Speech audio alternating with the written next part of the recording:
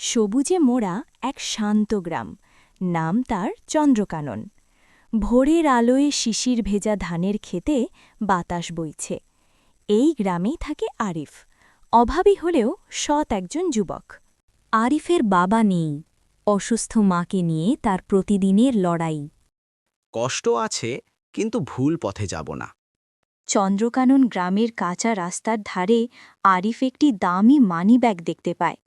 এত টাকা, চাইলে জীবনটা সহজ হয়ে যাবে। ভেতরে পায় একটি আইডি কার্ড। একদিকে অভাব, অন্যদিকে বিবেক। নিলে কেউ জানবে না, কিন্তু আমি জানব।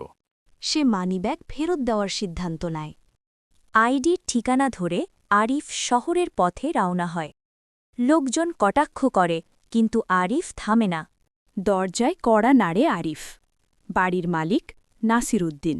স্যার, আপনার হারানো মানিব্যাগটা পেয়েছিলাম। নাসির উদ্দিন সন্দেহ করে। ভেতরে কত টাকা ছিল? আরিফ নিখুঁতভাবে বলে, স্যার, সততার দাম টাকায় হয় না। আমার অফিসে একজন সৎ মানুষ দরকার, কাজ করবে? আরিফ আবেগে নীরব হয়ে যায়। আরিফের জীবনে আসে স্থিরতা, সম্মান আর আশা।